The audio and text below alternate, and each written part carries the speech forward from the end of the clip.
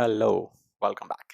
तो बेटा आज जो टॉपिक हम स्टार्ट करने वाले हैं वो होने वाला है forfeiture of shares, the most important topic of a share capital chapter. Because इस चैप्टर से कनेक्टेड हो सकता है कि इस सेशन के अंदर जैसे लास्ट सेशन के अंदर अगर आप एग्जाम उठा के देखोगे तो जो 6 नंबर का क्वेश्चन था वो कुछ इस तरीके से डिजाइन किया गया था। मैं आपको थोड़ा सा ना ओवरव्यू दे देता हूँ लास्ट सेशन में जो क्वेश्चंस बने थे आपके पास। तो पहले हम लिख लेते हैं बेटा आज हम क्या करने वाले हैं। तो आज हम करने वाले हैं फॉरफीचर ऑफ शेयर्स। तो ये टॉपिक हम लोग स्टार्ट करने वाले हैं। इससे पहले लास्ट ईयर का अगर मैं पेपर बताऊं आपको तो 6 मार्कर के 2 क्वेश्चंस बनते हैं जिसमें आपको पता होगा चॉइसेस निकल के आती है। तो जो पहला क्वेश्चन निकल के आया था वो आया था प्रोराटा वाला टॉपिक। एंड जब हम प्रोराटा करेंगे तो आपको पता लगेगा कि एक प्रोराटा के क्वेश्चन में मिनिमम जो एंट्रीज बनती है बेटा वो बनती है 9। और अगर एक स्टेज एक्स्ट्रा हो जाती है तो वहां पे आपके पास 11 एंट्रीज बन जाती है। तो number of entries 9 to 11 entries का एक क्वेश्चन बनेगा जिसके अंदर वर्किंग नोट्स एक्स्ट्रा आपको बनाने पड़ेंगे। तो एक क्वेश्चन जो आया था चॉइस में 6 मार्कर में वो था आपका प्रोराटा का, और इसके साथ जो क्वेश्चन चॉइस में आता है वो भी इसी चैप्टर से निकलेगा, that means issue of share से ही निकलेगा। बट यहाँ पर जो टॉपिक निकल के आया था वो फोर फीचर एंट्रीज वाला ही क्वेश्चंस फ्रेम हुआ था। एंड फोर फीचर वाली एंट्री जब हम करते हैं तो बेसिकली इसका क्वेश्चन फ्रेम होता है। तो एग्जैक्टली अगर देखा जाए तो 3 एंट्रीज, दैट्स इट। आपको बस 3 एंट्री करनी पड़ती हैं एक क्वेश्चन को कवर अप करने के लिए। फोर फीचर होगा, देन रीइश्यू, उसके बाद कैपिटल रिजर्व। अगर आपके स्कूल में चैप्टर हो चुका है तो आपको थोड़ा बहुत आइडिया होगा, या जहां से भी आप क्लासेस ले रहे हैं वहां से आपको पता लग गया होगा। ठीक है, हम जब करेंगे तो हमें देखने को मिल जाएगा। तो यहाँ पे इसके पर्टिकुलरली 2 पार्ट बना दिए गए थे। 3 entries for first part, 3 entries for second part, that's it, and 6 markers in your marksheet. हो गया काम। तो बेटा इतना सा सिंपल सा टॉपिक है फोर फीचर ऑफ एंट्रीज। आज हम इसी टॉपिक की ये 3 एंट्रीज जो मैंने लिखवाई है आपको यहाँ पे, 3 एंट्रीज होंगी एक टॉपिक की और 3 एंट्रीज की होंगी फर्स्ट पार्ट की। तो ओवरऑल देखा जाए तो हमारे पास 3 ही एंट्री बनती है और वो तीनों एंट्रीज को हम आज की क्लास में कवर अप करने वाले हैं with all the basics. Exactly entries को कैसे फ्रेम किया जाता है, क्या फ्रेम किया जाता है। इस चैनल से कनेक्टेड अगर आपको इस चैप्टर से कनेक्टेड कोई भी टॉपिक से कनेक्टेड अगर आपको डाउट है, लाइक आपको बेसिक एंट्रीज कैसे होती हैं हमारे पास, ओवर सब्सक्रिप्शन एग्जैक्टली क्या होता है, calls in area calls in advance क्या होता है, ठीक है, वो सारी की सारी videos already conceptual videos basically हमारे चैनल पे आ चुकी हैं। जाके आप प्लेलिस्ट सेक्शन चेक कर सकते हो। बाकी प्लेलिस्ट का मैं आपको लिंक डाल रहा हूँ आई बटन के अंदर, वहां से आप चेकआउट कर लेना। बाकी इस पर्टिकुलर चैप्टर के जितने भी वीडियोस के पार्ट्स अवेलेबल है मैं डिस्क्रिप्शन बॉक्स में मेंशन कर दिए हैं, वहां से भी आप जाके चेकआउट कर सकते हो। तो let's get started this particular topic, the most important topic of this chapter, because इस टॉपिक के बिना आप इस टॉपिक को कवर नहीं कर पाओगे। तो ये बेटा ये टॉपिक ऐसा है जो आपको पढ़ना ही पढ़ना है, बिकॉज 6 मार्कर का क्वेश्चन इस टॉपिक से बनेगा ही बनेगा। ओके, तो चलो स्टार्ट करते हैं इस टॉपिक को without eight getting any kind of delay. Okay, तो इस टॉपिक को स्टार्ट करने से पहले हम लोग छोटी छोटी बातें समझ लेते हैं। पहले देखो, जब हम शेयर्स इशू करते हैं बेसिकली इस टॉपिक का एग्जैक्टली मतलब क्या है। इस टॉपिक का सिंपल सा मतलब क्या है, फोर फीचर ऑफ शेयर्स। हम इस टॉपिक को एग्जैक्टली मतलब क्या समझे, देखो सिंपल सी लैंग्वेज में आप ये समझ लो, कैंसिलेशन ऑफ शेयर्स। ठीक है, हम शेयर्स को कैंसिल कर रहे हैं, बट कैंसिल क्यों करेंगे, कैंसिल करेंगे बेटा जब आप किसी भी डिफॉल्टर का on default in payment, on default in payment, अगर पेमेंट में किसी भी तरीके का डिफॉल्ट देखने को मिलता है, मतलब कोई पेमेंट देने से मना करता है शेयर होल्डर अपनी एग्जिस्टिंग होल्डिंग के ऊपर, तो क्या किया जाएगा, उसके शेयर्स को फोरफिट कर लिया जाएगा। ठीक है, एग्जांपल में समझते हैं। अच्छा मुझे एक बात बताओ, हम रियल लाइफ में हम लोग अगर देखें प्रॉपर्टी परचेस करने जाते हो, ये वर्ड आप लोगों ने सबने सुना होगा कि हम प्रॉपर्टी परचेस करने जाते हैं। लेट्स सपोज एक मुझे प्रॉपर्टी परचेस करनी है, उस प्रॉपर्टी का जो वैल्यू है, वैल्यूएशन है, लेट्स से कि 1 CR है। ओके, 1 CR की प्रॉपर्टी, आज के टाइम में प्रॉपर्टी रियल एस्टेट जो है वो बहुत ज्यादा कॉस्टली हो चुका है ना। तो जो रियल एस्टेट का अमाउंट है, आपका प्रॉपर्टी का अमाउंट है वो कितना है बेटा, 1 CR का है। अब आपके पास इतना अमाउंट एक साथ अवेलेबल नहीं है। आपको एक प्रॉपर्टी पसंद आ जाती है, जो प्रॉपर्टी का ऑनर है, आपने उस ऑनर से क्या बोला कि भाई ये प्रॉपर्टी मुझे पसंद आ गई है, मैंने इस प्रॉपर्टी के बारे में सारी छानबीन कर ली है, मुझे इसमें कोई दिक्कत नहीं है, मुझ में ये प्रॉपर्टी आप मेरे नाम पे बुक कर दो और ये पकड़ो बुकिंग अमाउंट। बुकिंग अमाउंट बोलते हैं, या फिर हम उसे बोलते हैं टोकन मनी। तो हुआ क्या, आपने क्या किया बेटा, आपने 5 लाख रुपए इस प्रॉपर्टी के नाम के, जो प्रॉपर्टी का ऑनर है, ठीक है, ये पैसा आपने किसको दिया बेटा, ये पैसा आपने दिया प्रॉपर्टी के ऑनर को। 5 लाख रुपए आपने दे दिया, तो इस अमाउंट को हम क्या बोलेंगे बेटा, इस अमाउंट को बोला जाता है टोकन मनी। ठीक है, हिंदी लैंग्वेज में अगर मैं बात करूं इसे बोलते हैं बयाना। ठीक है, बयाना का मतलब कि आपने इस प्रॉपर्टी को रजिस्टर करा लिया। इसका मतलब क्या हुआ, ऑनर अब बाउंड हो गया है। ऑनर इसका मतलब क्या है, अब फ्यूचर में अगर कोई बंदा आता है और बोलता है भाई मुझे प्रॉपर्टी मैंने सुना था आप बेच रहे हो 1 CR की, मैं इसे परचेस करना चाहता हूँ, अब ये ओनर इसे बेच नहीं पाएगा। कोई भी XYZ पर्सन अगर निकल के आता है आपके अलावा, बिकॉज़ आप तो पैसा दे चुके हो ना, आपके अलावा अगर कोई और पर्सन आएगा इस प्रॉपर्टी को परचेज़ करने के लिए, that means owner has to refuse his order, चाहे वो ऑर्डर 1 सीआर से ज़्यादा का ही क्यों ना हो, कोई फ़र्क नहीं पड़ता। अगर उसने एक्सेप्ट किया उसका ऑफर, तो कहीं न कहीं इस अमाउंट के ऊपर उसे पेनल्टी आप कर सकते हो कि भई मैंने आपको जब दे दिया था, मेरे हमारी डील हो चुकी थी, तो आपने दूसरी पार्टी को ये आपने प्रॉपर्टी कैसे सेल आउट कर दी, पॉसिबल नहीं है। ओके? तो एक साइड से तो ओनर भी बाउंड है, दूसरी साइड से आप भी बाउंड हो जाओगे, बिकॉज़ आपने जैसे ही पैसा दिया 5 लाख रुपए, इसका मतलब क्या है? आपने एग्री कर दिया कि प्रॉपर्टी मैं परचेज़ करूँगा and I will arrange the rest of the amount which is 95 lakh. आप 95 लाख अरेंज करने जाओगे। अब इन फ्यूचर, लेट्स सपोज आपने इन फ्यूचर क्या हुआ, आप 95 लाख रुपीस देने में इनकैपेबल हो, ठीक है? आपके पास नहीं है, आपको पता लगा ये प्रॉपर्टी तो भाई हॉन्टेड वाली प्रॉपर्टी है, कोई प्रॉब्लम है इस प्रॉपर्टी के अंदर, आपको बताया नहीं गया था उस टाइम पे, तो आपने क्या किया? आपने मना कर दिया, आपने बोला नहीं मैं प्रॉपर्टी परचेज नहीं कर रहा हूँ। तो मुझे एक बात बताओ, क्या ये जो बयाना है, ये टोकन मनी जो आपने पे आउट किया है ये वाला, क्या ये अमाउंट आपको वापस मिलेगा, या किसी भी इंसान को वापस मिलता है टोकन मनी जिसको हम बयाना बोलते हैं, क्या ये वापस मिलेगा? नहीं मिलेगा, पॉसिबल ही नहीं है। क्योंकि जब ये प्रॉपर्टी परचेज़ की गई थी, जब आपसे ये डीलिंग हुई थी उस टाइम पे, ये जो अमाउंट आपने पे आउट किया हुआ है, ये अमाउंट आपका फ़ोरफ़िट कर लिया जाएगा, ज़ब्त कर लिया जाएगा। एग्ज़ैक्टली ओनर ज़ब्त करेगा। ओनर क्यों ज़ब्त करेगा? ओनर के पास पूरा राइट अवेलेबल है। ओनर क्या बोलेगा, भई आपकी वजह से मैंने ये पूरी प्रॉपर्टी आपके नाम पे रजिस्टर कर रखी थी, आपकी वजह से मेरे 4 कस्टमर थे, वो चले गए।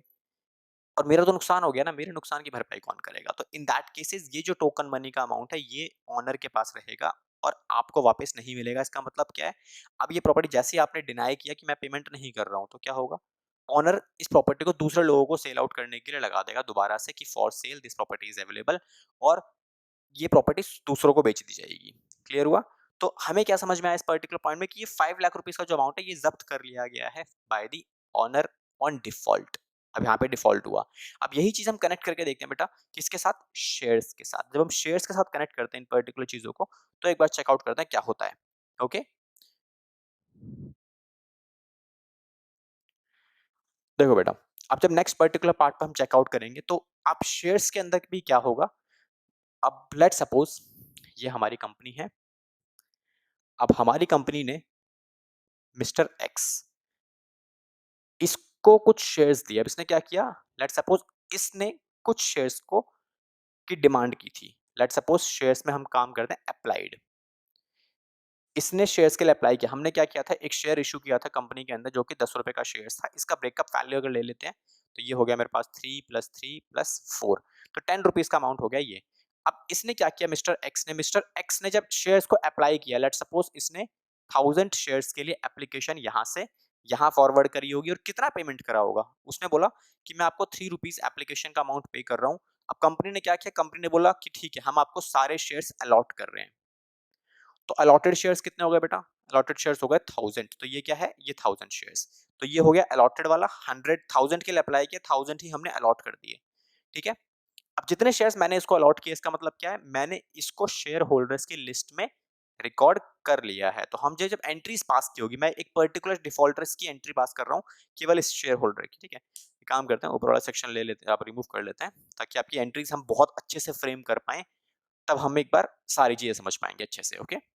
देखो, तो इस पर्टिकुलर सेक्शन के अंदर हम ये पहली जो एंट्री पास करेंगे, फर्स्ट एंट्री में क्या होगा बच्चों? सर फर्स्ट एंट्री में हमारी जो एंट्री बनेगी, bank account debit to share application. जो ये डिफॉल्टर है हमारा, जिसको हम फ्यूचर में डिफॉल्ट करवाने वाले हैं, इसने 3000 रुपए आपको जमा करवाए होंगे, तो ये हमारे 3000 रुपए आ गए। सेकेंड एंट्री में आपने क्या किया होगा? सर सेकेंड एंट्री में इसको हमने अलॉट किए शेयर्स, तो हमने इसका सारा का सारा पैसा जो था, वो शेयर कैपिटल में ट्रांसफर कर दिया 3000 रुपए के हिसाब से, पूरा अमाउंट ये हमने उसके अकाउंट में ट्रांसफर मार दिया। मतलब इसको मैंने शेयर होल्डर्स के लिस्ट में रिकॉर्ड कर लिया। मतलब हमने ऐसे शेयर होल्डर रजिस्टर मेंटेन होता है बेसिकली, उसके अंदर हमने इसका नाम चढ़ा दिया कि हाँ ये भी हमारा शेयर होल्डर है। ओके? अब इन फ्यूचर क्या होगा बच्चों? इन फ्यूचर हमारे पास जितने भी शेयर होल्डर्स हैं इंक्लूडिंग मिस्टर एक्स, हम इन सभी लोगों से अलॉटमेंट की डिमांड करेंगे कि भाई आप हमारे शेयर होल्डर हो, and next stage which is allotment, ये आपको पे करनी पड़ेगी जनवरी फरवरी, जो भी डेट्स वगैरह होंगे उसके अकॉर्डिंगली। तो उतना डीपली हम नहीं जाएंगे, बिकॉज बेसिक एंट्रीज हम ऑलरेडी कवर अप कर चुके हैं। ओके? तो यहाँ पे आप डिमांड करने वाले हो, कितनी डिमांड करोगे बच्चों मुझे बताओ सीधा सीधा? तो सर हम डिमांड करेंगे कितना? 1000 शेयर्स हमने उसे दिए थे, तो 1000 के हिसाब से कितना? ₹3। हम ये लेके चल रहे कि भाई अगले बंदे ने ₹3 पे कर दिए, ये हमारा डिमांड है and he paid the allotment money. That means entry क्या हो जाएगी सर? बेटा एंट्री यहाँ पे हो जाएगी bank account debit to share allotment. तो ये हमारी एंट्री हो गई 3,000 रुपए की, खत्म काम, दैट्स इट। तो ये भी हमारा कंप्लीट है। ओके, अभी हम लोग क्या करने वाले नेक्स्ट पार्ट में, अब हम डिमांड करेंगे किसकी बच्चों? हम डिमांड करेंगे इस पर्टिकुलर स्टेज की, which mister x failed to पे। मिस्टर एक्स ने क्या किया, ये जो फाइनल कॉल है, फर्स्ट एंड फाइनल कॉल, ये उसने पे नहीं की। अब जो भी पैसा वो अगर पे नहीं करेगा तो हम मांगेंगे तो पूरा ना, तो बेटा पहले डिमांड करेंगे। तो पहले डिमांड करोगे तो एंट्री क्या लिखोगे आप? Share first and final call account debit to share capital. तो देखो शेयर कैपिटल के अंदर आपने कितना डिमांड किया? 1000 इंटू में 4, दैट मीन्स 4000। लेकिन नेक्स्ट जो एंट्री आप पास करने वाले हो वो पास नहीं कर सकते, रीजन क्योंकि डिफॉल्टर ने आपका पेमेंट नहीं किया है। अब हम अगर इससे पेमेंट मांग रहे हैं और ये पे नहीं करा तो क्या करेंगे? हम इसके पास नोटिस भेजेंगे, एक नोटिस पे आए, अगले नोटिस पे पैसा उसने नहीं पे किया, तो हम क्या करेंगे? नेक्स्ट नोटिस भेजेंगे, रिक्वेस्ट करेंगे, sir please you are a valuable customer, valuable shareholder of our company, आपने हमारी कंपनी में 1000 शेयर्स लगा रखे हैं, तो आप प्लीज इसका अमाउंट पे कर दीजिए। ठीक है, तो हुआ क्या? नोटिस भेजने के बाद भी पेमेंट नहीं आई। फिर हम इसके पास एक फाइनल नोटिस फॉरवर्ड करेंगे एंड इसको टाइम देंगे 14 डेज का, और उसमें प्रॉपर्ली मेंशन होगा कि अगर आपने 14 डेज के अंदर ये पेमेंट नहीं की तो होगा क्या? आपके शेयर्स को कैंसिल आउट कर दिया जाएगा and the amount which you have paid on your shares being forfeited. हम उसको दो नुकसान करने वाले हैं। क्या नुकसान करने वाले बेटा? पहला नुकसान, उसके शेयर्स को कैंसिल करने वाले हैं। कैंसिलेशन ऑफ शेयर्स मतलब हम उस नोटिस में क्या लिखेंगे कि हमने आपको जो शेयर्स दिए थे 1000 शेयर्स, ये वाले, ये हम आपके कैंसिल कर देंगे। बेटा कैंसिल कौन से वाले शेयर्स कर सकते हैं ये हमेशा ध्यान रखना, आप कैंसिल केवल वही कर सकते हो जो आपने दिए थे। हाँ, मांगे उसने 1000 ही थे तो हमने 1000 ही दिए, बट इन केस अगर ओवर सब्सक्रिप्शन का केस होता जहां पर हमारे पास क्या होता है कि प्रोराटा रेशियो बनती है, ठीक है, वहां पे उसने डिमांड अगर ज्यादा की है और आपने अलॉट अगर कम की है तो आप अलॉटेड वाले ही हमेशा फोरफिट कर सकते हो, मतलब कैंसिल आउट कर सकते हो, बिकॉज जितना मैं आपको दे रहा हूँ उतना ही तो वापस ले सकता हूँ ना आपसे। अब मैंने 1000 शेयर्स का ही राइट आपके पास ट्रांसफर किया था, तो कैंसिल करते टाइम मैं 1000 शेयर्स का ही राइट आपका कैंसिल करूंगा, ज्यादा का कैंसिल नहीं कर सकता, पॉसिबल ही नहीं है ना। ठीक है, तो अब एक पॉइंट देखो, हमने उसे क्या बोला कि हम आपके 1000 शेयर्स को कैंसिल आउट कर देंगे जो शेयर्स हमने आपको दिए थे, एंड ये जो अमाउंट आपने पे कर रखा है ये वाला, ये अमाउंट भी आपका कैंसिल आउट कर दिया जाएगा पूरी तरीके से, इस पर भी आपको कोई रिफंड नहीं मिलेगा। क्लियर हुआ? तो शेयर होल्डर का दो नुकसान हुआ। पहला नुकसान, एक तो ये कैंसिल हो गया, दूसरा ये जो अमाउंट था ₹6 का अमाउंट, इसे हम क्या करेंगे बेटा? फोरफिट कर लेंगे। ठीक है, इसे हम फोरफिट कर लेंगे। ठीक है, तो ये तो था हमारा बेसिक कॉन्सेप्ट। अब इसकी एंट्रीज कैसे फ्रेम होंगी? सर कॉन्सेप्ट तो समझ में आ गया कि हम करते क्या है एग्जैक्टली, तो व्हाट अबाउट द एंट्रीज? बेटा एंट्रीज कैसे फ्रेम होनी है वो भी एक बार देख लेते हैं। तो एंट्रीज आप चेकआउट कर सकते हो, तो एंट्री एक बार देखो जरा कैसे करनी है। तो ना फोर फीचर के अंदर हमेशा हमारे पास दो केसेस निकल के आते हैं, तो केसेस हम एक बार समझ लेते हैं कि कैसे कैसे केसेस को आपको फ्रेम करना है। तो फोर फीचर में केस नंबर 1, तो केस नंबर 1 में क्या होता है? व्हेन, यहाँ से आप नोट मेंशन कर सकते हो, वो चीज़ समझाने के लिए था सारा। यहाँ से आप प्रॉपर्ली नोट्स मेंशन कर सकते हो, आप मेंटेन कर सकते हो, अच्छे से हो जाएँगे आपके। Case number 1, when company forfeited those shares which were originally issued at premium। तो आप क्या करने वाले हो? आप उन शेयर्स को forfeit करने वाले हो जिन शेयर्स को ओरिजिनली किस पे इश्यू किया गया था बेटा? पार पे इशू किया गया था। ओके, सॉरी, हम पार पे करेंगे पहले, प्रीमियम वाला बाद में टॉपिक कवर अप करेंगे। तो पहले हम करेंगे इशू ऑफ शेयर्स जिनको पार पे किया गया था, उनके अमाउंट को हम फोरफिट करने वाले हैं। तो इस टॉपिक से कनेक्टेड जो हमारी वैल्यू बनेगी, जैसे ये वाला क्वेश्चन हमारे पास अवेलेबल था, ये वही क्वेश्चन है जहां पर हमारे पास क्या है। अब इस क्वेश्चन को अगर मैं फ्रेम करूं तो यहाँ पर फोरफिटेड शेयर्स कितने बेटा? सेम वही 1000, and the face value of these shares is ₹10। The breakup 3 + 3 + 4 from which ये अमाउंट आपका पे हो चुका है इनिशियल्स का, application and allotment, first and final call आपकी पे नहीं हुई है। ओके, तो ये अमाउंट आपका पे नहीं हुआ है। क्लियर? तो ये हम करने वाले हैं इसकी फोरफीचर एंट्री। तो बेटा जब आप फोरफीचर एंट्री पास करोगे तो एक चीज हमेशा ध्यान रखना कैसे फोरफीट एंट्री पास करनी है। तो सबसे पहले आप लिखोगे शेयर कैपिटल। अब शेयर कैपिटल क्यों लिखा है हमने, है ना? तो ये आपको पता होना चाहिए कि शेयर कैपिटल हम क्यों लिख रहे हैं, मेंशन क्यों कर रहे हैं और क्या-क्या वैल्यूज आप शेयर कैपिटल में मेंशन करने वाले हो। ठीक है, ये सारी बातें आपको समझनी है। देखो, जब आप शेयर्स इश्यू किया आपने, तो जब हमने शेयर्स को इश्यू किया था, देखो यहाँ पे पैसा मांगा, ये शेयर्स को अलॉट किया गया था। तो अलॉट करते टाइम आपने क्या किया? अलॉट करते टाइम आपने उस पर्टिकुलर शेयर होल्डर का नाम अपने शेयर होल्डर्स की लिस्ट में डाला था। इसका मतलब उसका पैसा आपने यहाँ पे जो मिला उसको शेयर कैपिटल में ट्रांसफर किया। अब आप उसके शेयर कैंसिल कर रहे हो, तो इसका मतलब क्या है? लायबिलिटीज को कम करनी पड़ेगी, बिकॉज शेयर कैपिटल जितना बढ़ेगा कंपनी की लायबिलिटी उतना बढ़ेगी। रीजन, ओनर का पैसा बढ़ता है एंड कंपनी और owner are the separate legal entities. अब शेयर कैंसिल करना मतलब क्या हो गया कि किसी ओनर को आप कैंसिल आउट कर रहे हो, उसका पैसा कैंसिल कर रहे हो, तो सारा का सारा जो राइट है वो कंपनी के पास वापस आ रहा है ना?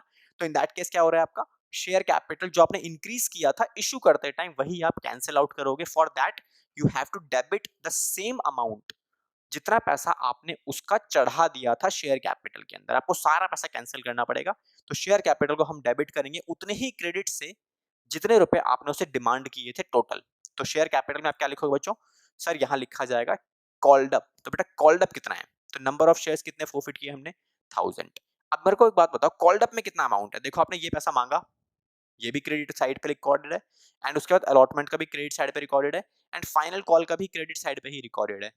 अब जब आप शेयर कैंसिल कर रहे हो तो सारी वैल्यूज आपको कैंसिल करनी पड़ेंगी। तो ये कैंसिल, ये कैंसिल, ये कैंसिल, बिकॉज हमने उसके शेयर होल्डर्स के नाम से ये सारा अमाउंट क्रेडिट किया हुआ है।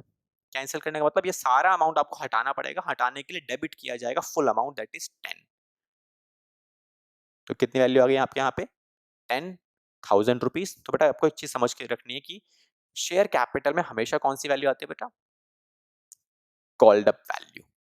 तो जितना भी कॉल्ड अप अमाउंट है आपका वो सारा का सारा आप यहाँ रिकॉर्ड करोगे और हमारा काम चलेगा। ओके, इसके बाद अगली जो लिस्टिंग आएगी वो रिकॉर्ड करोगे आप यहाँ पे 2 शेयर फोर फीचर। अब जितना भी शेयर फोर फीचर अकाउंट है उसमें क्या मेंशन करना है?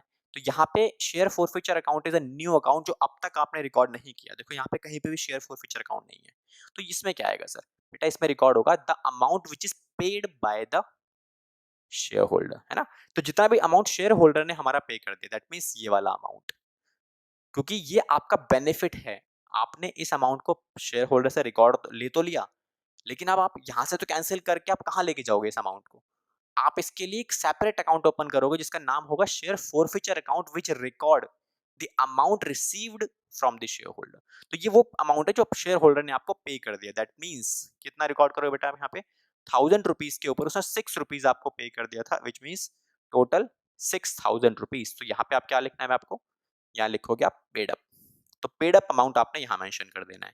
ओके, नेक्स्ट आपको मेंशन करनी है वो स्टेज जिस स्टेज पर पैसा नहीं मिला। तो देखो बेटा जब आपने इसको, अब देखो एक चीज चेकआउट करो, ये पैसा उठा के आपने यहाँ ट्रांसफर किया तो ये अकाउंट तो ऑलरेडी कैंसिल हो गया। ठीक है, शेयर होल्डर्स का जो पैसा था ये आपको मिल चुका है और ये जो पैसा आपको मिला था ये आपने डेबिट करके कैंसिल कर दिया, तो ये एंट्री तो पूरी कैंसिल ही हो गई आपकी। दूसरा इसमें चेकआउट करो एक बार, ये और ये कैंसिल हो चुका है ऑलरेडी आपका 3-3 हजार रुपए से अमाउंट, एक डेबिट है क्रेडिट है, खत्म काम। ये भी कैंसिल हो गया है ना? और ये पैसा अमाउंट आपको ये वाला जो अमाउंट मिला था ये आपने ऑलरेडी डेबिट करके रिकॉर्ड कर दिया, खत्म काम। But what about this? ये वाला जो अकाउंट आपने ओपन कर रखा है ये अकाउंट ओपन ही आपने इसलिए किया था क्योंकि फ्यूचर में इसका पैसा मिलना बाकी था, बट अब नहीं मिला। नहीं मिला तो इसे कैंसिल करना पड़ेगा क्योंकि ये अमाउंट आप, ये एंट्री आपका जो अमाउंट आप कैंसिल कर चुके हो already by debiting the share capital account, because total 4, 3 और 3 6 हजार, टोटल 10,000 रुपीज ये रहा आपका शेयर कैपिटल का, है ना? बाकी सारे अकाउंट ऑलरेडी कैंसिल हो चुके हैं और बाकी जो बैंक वाला अमाउंट है ये वाला और ये वाला आपके पास पैसा आ चुका है टोटल, जो कि आपने बैंक में ट्रांसफर किया था और वहां से आपने निकाल के ये डाल दिया, ये रहा शेयर फोरफीचर में ट्रांसफर कर दिया आपने, ये भी कैंसिल हो गया एक तरीके से। But what about this? इसे भी तो कैंसिल करना पड़ेगा ना, बिकॉज ये पैसा फ्यूचर में तो मिलेगा नहीं आपको। तो आप इसे कैंसिल कैसे करोगे? इसे कैंसिल किया जाएगा क्रेडिट करके इन अ फोरफीचर एंट्री। तो यहाँ हमने क्रेडिट कर दिया। तो एक तरीके से देखा जाए तो उस पर्टिकुलर डिफॉल्टर के नाम से जितना भी अमाउंट था आपने सारा का सारा कैंसिल हो चुका है। सिंगल अमाउंट भी आपके पास पेंडिंग नहीं बचा। तो ये हमारी फुल एंट्री बन चुकी है कंप्लीट। ओके, तो यहाँ पे मैंने क्या लिखोगे आप? यहाँ पे लिखोगे हमेशा अनपेड अमाउंट, अनपेड। ठीक है? जो टोटल अनपेड अमाउंट है, अनपेड कॉल्स, ये वो आप यहाँ मेंशन करोगे नीचे। क्लियर? आई होप ये टॉपिक आपको समझ में आया होगा। फोरफीचर की एंट्री आपको अच्छे समझ में आ गई होगी। बट अब इसके बाद क्या? क्या फोरफीचर तक हम लोग रुक जाएँगे? बिकॉज़ मैंने आपको बताया था 3 एंट्रीज़ आपको फ्रेम करनी है। तो कौन-कौन सी 3 एंट्रीज़ फ्रेम करोगे आप? पहली फोरफीचर एंट्री, अब फोरफीचर एंट्री ये रही हमारे पास। इसको नोट करने के बाद आपको एक इम्पोर्टेंट फैक्टर यूज़ करना है, जो यूज़ करोगे आप क्या लिखोगे? ना देखो, एक छोटा-सा नोट मेंशन कर लो, आपको बहुत काम करेगा। और एक तरीके से आप ये लगा लो कि अगर आपने ये ठीक कर दिया ना, तो एंट्री आपकी गलत हो ही नहीं सकती। पॉसिबल ही नहीं कि आपकी एंट्री गलत हो जाए। 2-4 एंट्रीज़ आपको प्रैक्टिस डालनी पड़ेगी। तो क्या लिखोगे? Before forfeiture entry, before forfeiture entry, always make a short summary. आपको क्या करना है, एक छोटी-सी समरी क्रिएट कर लेनी है और उस समरी के अंदर सब कुछ मेंशन कर लो। कि भाई किस शेयर होल्डर के पास कितने शेयर्स हमने फोरफिट किए, क्या नहीं किया, कितना दे दिया, कितना नहीं दिया, ईच एंड एवरीथिंग सब कुछ आप मेंशन कर लो। और उसके बाद आप एंट्रीज फ्रेम करो। आपकी एंट्री गलत ही नहीं हो सकती बेटा। तो क्या क्या आप मेंशन चेकआउट करना है आपको? सबसे पहले आप लिखोगे शेयर फोरफिटेड शेयर्स। यहाँ उसको प्रॉपर लिख लेता हूँ मैं आपको, आप शॉर्टकट्स में यूज कर सकते हो। यहाँ क्या लिखोगे आप बेटा? Forfeited shares. तो बेटा नंबर्स में कितने नंबर, जैसे इस एग्जांपल में क्या देखा मैंने, 1000 शेयर्स को मैंने फोरफिट किया, तो हमने क्या लिखा? Forfeited shares 1000। It's not the part of your solution. आप इसे प्रेजेंट कर सकते हो सॉल्यूशन से जस्ट पहले। हाँ, लिख सकते हो, कोई इशू नहीं। It's a kind of a summary, आप समरी बना लो बस। ठीक है? दूसरे में आपको क्या लिखना है बेटा? दूसरे में आपको लिखना है यहाँ पे फेस वैल्यू। तो जो भी फेस वैल्यू है, टोटल फेस वैल्यू, जैसे इस एग्जाम में हमारी कितनी थी बेटा? 10 थी।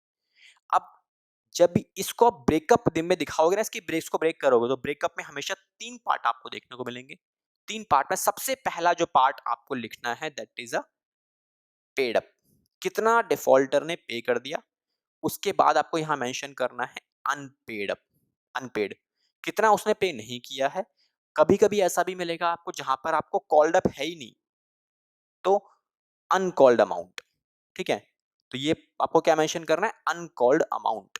तो जितना भी पैसा आपने डिमांड नहीं किया है बीइंग अ कंपनी, तो ये अमाउंट आपको यहां मेंशन करना है। अब अगर मैं इसके एग्जांपल की तरह बात करूं, तो बेटा कितना अमाउंट है? देखो, पेड अप कितना है सर? 6। या फिर आपको अगर स्टेजेस पता है, तो क्वेश्चन ने क्या बोला बेटा? पेड अप में 3 और 3 6, ये हमारा पेड अप हो गया। अब अनपेड कितना है? अनपेड सर हमारा 4 रुपीज है, ये अनपेड था। इसका मतलब क्या है? अब ये वाला जो अमाउंट है ये जीरो हो गया, हमारे किसी काम का नहीं है। And use this line, draw this line. ये लाइन आपको हेल्प करेगी कि किस स्टेज के बाद आपने फोर फीचर किया है। ओके? और एक और चीज हेल्प करेगी कि इस लाइन से पहले वाला सारा डाटा आपका किस में आता है बेटा? ये सारा जो अमाउंट है, क्या मैं इसे कॉल्ड अप बोल सकता हूँ यहां से लेके यहां तक? बिल्कुल बोल सकता हूँ, क्योंकि मैंने मांगा, मिल गया, मांगा, मिल गया, मांगा बट नहीं मिला, बट मांगा तो है ना।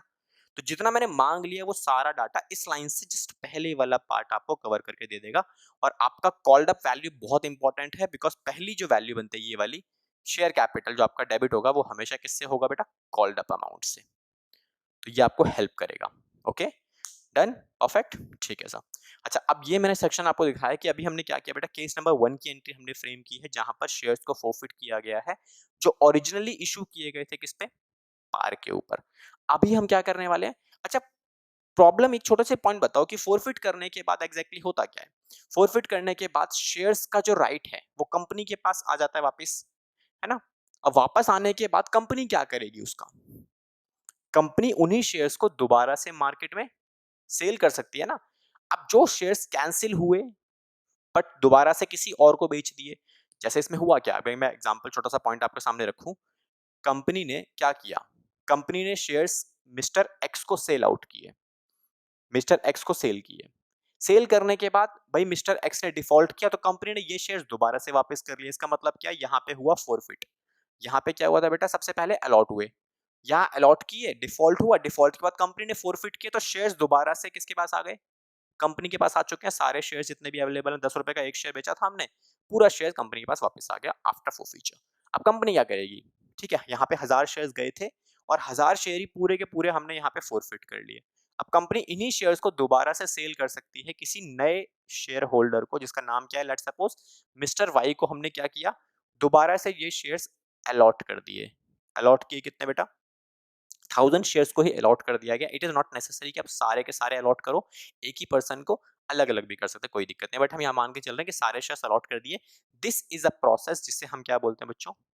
इसे बोलते हैं री इशू ऑफ फोरफिटेड शेयर्स। तो जो शेयर्स हमने फोरफिट कर लिए थे, उसे जब मैं दोबारा से अलॉट करता हूँ किसी नए शेयर होल्डर को, तो इस प्रोसेस को क्या बोला जाता है बेटा? री issue of forfeited shares. Okay, ठीक है सर। अब एक छोटा सा पार्ट आपको और समझना है कि जब री इशू की बारी आती है, तो री इशू कितने तरीके से हो सकता है? तो री issue of forfeited shares can be done, ठीक है? पहला, एट पार। आप जब रेशियो की बारी कर रहे हो, तो रेशियो में जितना शेयर था उतने का ही आप सेल आउट कर सकते हो। तो एट पार के सिचुएशन में हम क्या बोलते हैं बच्चों? जितने का पेड अप वैल्यू है उतने का ही आपने रेशियो वैल्यू रखा। ठीक है, हम एग्जांपल में क्या लेके चलेंगे यहाँ पे 10 और 10। अभी हम एंट्रीज भी करेंगे इसकी, अभी आप नोट मेंशन कर सकते हो। तो एट पार अगर आप बेच रहे हो तो क्या है? नो प्रॉफिट नो लॉस, मतलब जितने का शेयर है आपने उतने का ही सेल किया। सेकंड केस क्या हो सकता है आपका? At premium. हम प्रीमियम पे भी सेल कर सकते हैं। पेड अप वैल्यू 10 की है हमारे पास, बट रीइश्यू करते टाइम हम क्या बोल रहे हैं?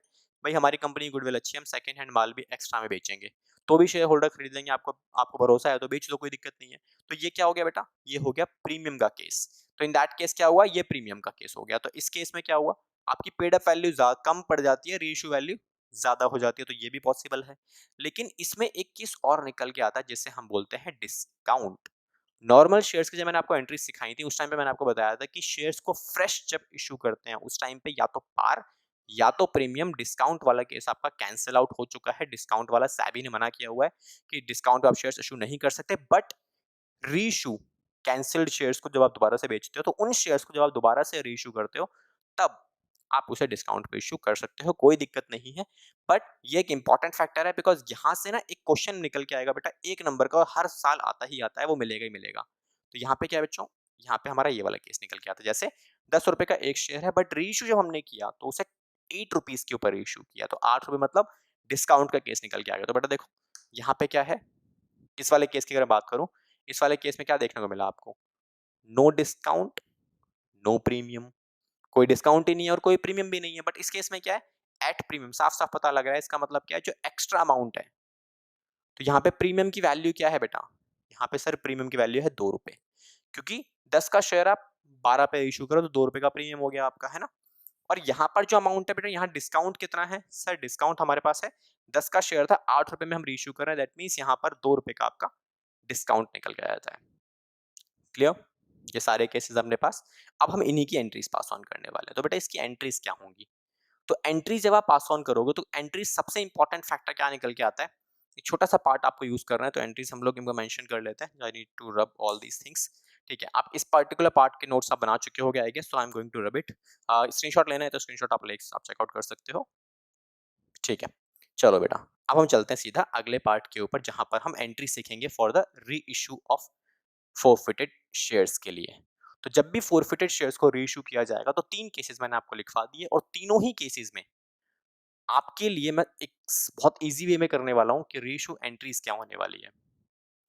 यहां लिखोगे आप जनरल एंट्री फॉर रीइश्यू। तो जब भी आप रीइश्यू करोगे, तो उस पर्टिकुलर सेक्शन में 3 केसेस मैंने आपको बताए। केस नंबर 1 एट पार, हम वैल्यूज वही यूज करेंगे। ओके, सेकंड केस आपके पास क्या निकल के आएगा बच्चों? सर सेकंड केस था हमारे पास एट प्रीमियम। देन उसके बाद लास्ट केस क्या था बच्चों आपके पास? At discount.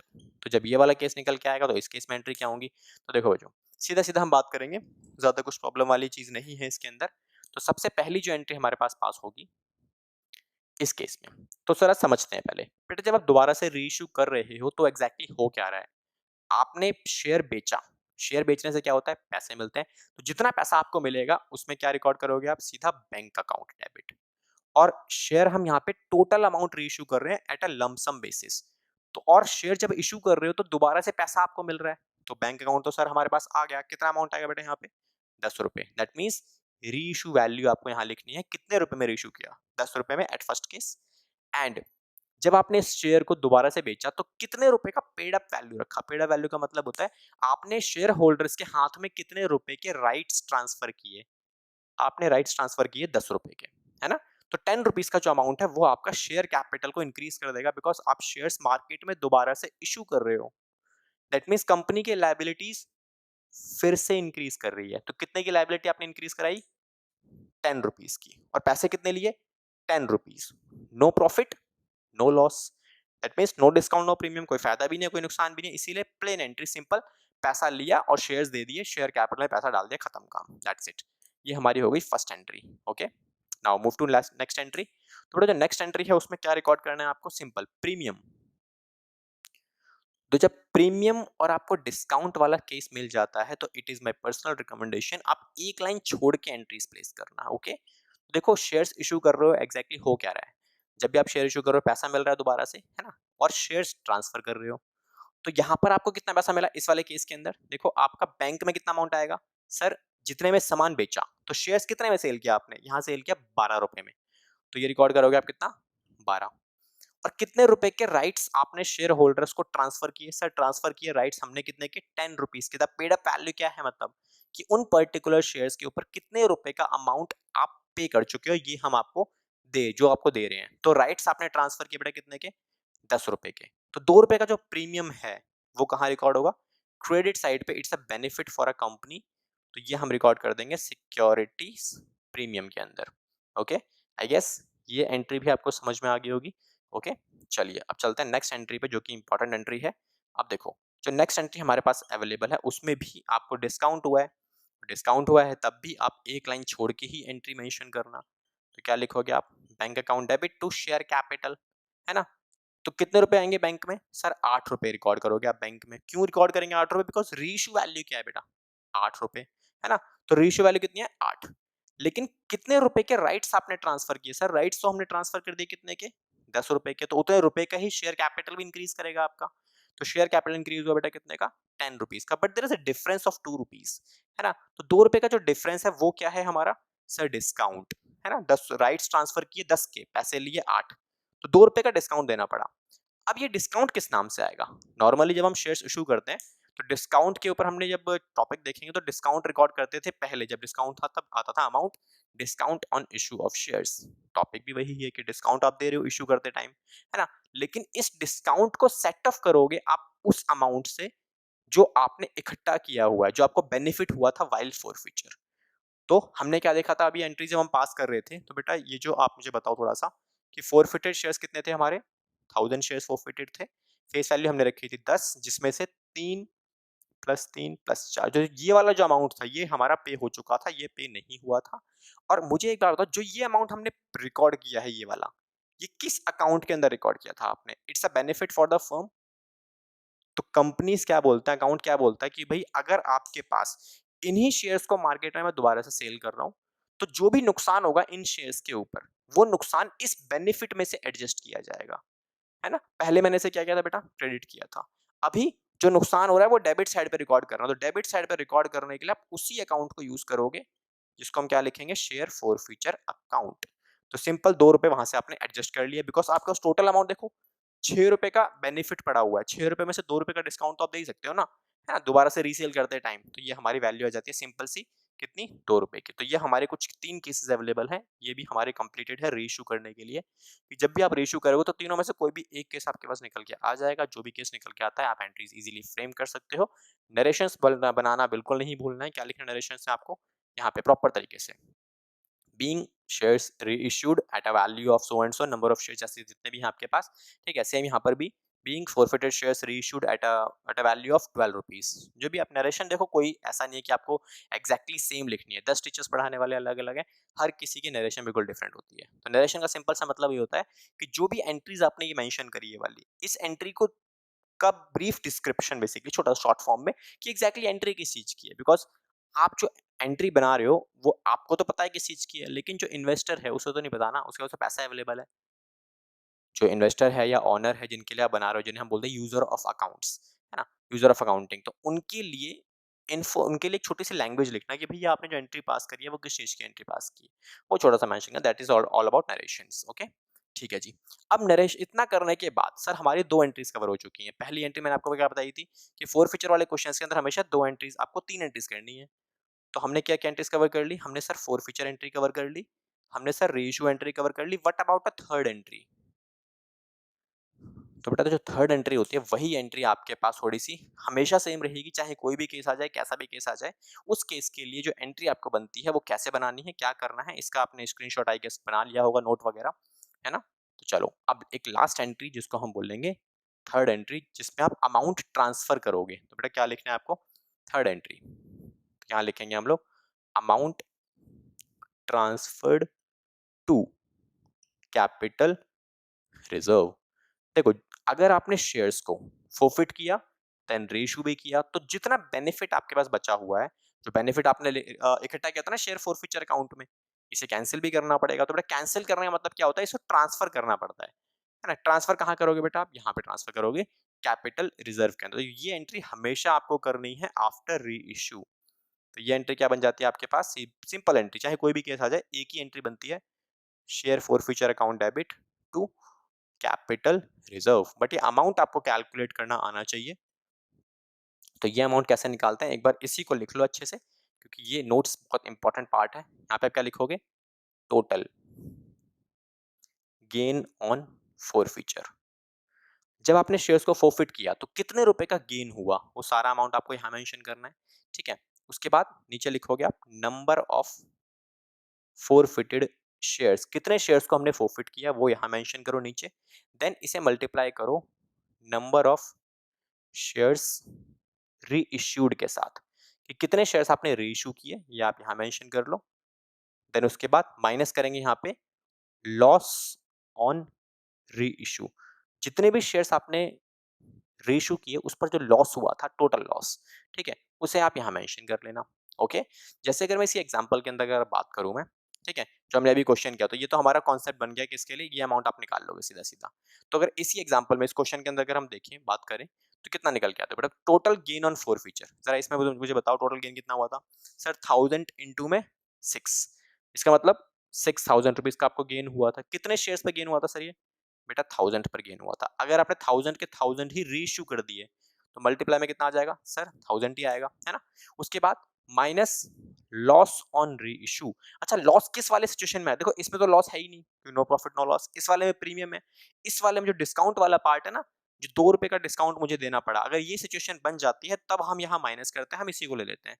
तो 1000 शेयर्स को जो आपने मार्केट में रीइश्यू किया, तो 2 रुपए का डिस्काउंट में आपको देना पड़ा होगा, जो कि आपका लॉस है एक तरीके से, या फिर डिस्काउंट आप इसे लिख सकते हो। यहाँ पे डिस्काउंट लिख लो या लॉस लिख लो, डिस्काउंट ऑन रीइश्यू टोटल वाला। तो जितना भी आपने डिस्काउंट दिया वो सारा, तो 2 रुपए का डिस्काउंट आपने दिया। देन उसके बाद इसे सॉल्व कर लो, तो बेटा सिंपल सा, ये कितना आ जाएगा? 4000 वैल्यू आ जाएगी। डन। तो ये 4000 वैल्यू आप यहाँ प्लेस करो, हो गया हमारा काम। That's it. तो आज की क्लास हमने क्या सीखा बेटा कि फोर फीचर की एंट्रीज एग्जैक्टली जब सिचुएशन कौन सी वाली है? पार वाली सिचुएशन है। ये हमने आज की क्लास में कंप्लीट कवर किया विद डिटेल्ड कॉन्सेप्चुअल सिचुएशंस के साथ। अब इसी टॉपिक से कनेक्टेड कुछ क्वेश्चंस हम लोग कवर अप करेंगे अपनी नेक्स्ट क्लास के अंदर। तब तक आप इस वीडियो को अच्छे से देखो, नोट्स बनाओ, चीजें समझो कि कैसे एग्जैक्टली कौन सी चीज डेबिट हो रही है तो डेबिट क्यों हो रही है, क्रेडिट हो रही है तो क्रेडिट क्यों हो रही है। सारी चीज समझने के बाद हम जब अपनी नेक्स्ट क्लास के अंदर फोर फ्यूचर से कनेक्टेड कुछ क्वेश्चंस करेंगे तो आपको बहुत ज्यादा हेल्प मिलने वाली है और बहुत ज्यादा चुटकियों में क्वेश्चंस निकलेंगे आपके। ओके, हम इसके ऊपर ज्यादा काम करें बेटा, समरी आपकी बन जाएगी ना। मैंने इतना सालों से पढ़ा रहा हूँ मैं, समरी जिस बच्चे की गलत है वो एंट्रीज फ्रेम नहीं कर पाता जल्दी से, तो सारा खेल बेटा समरी का है। समरी हम लोग बनाएंगे, बहुत सारे क्वेश्चंस की समरी प्रिपेयर करेंगे और कवर अप करेंगे सारे क्वेश्चंस को। ओके, मिलेंगे अपनी नेक्स्ट क्लास में विद सम गुड क्वेश्चंस। अब तक के लिए thank you so much and all the best.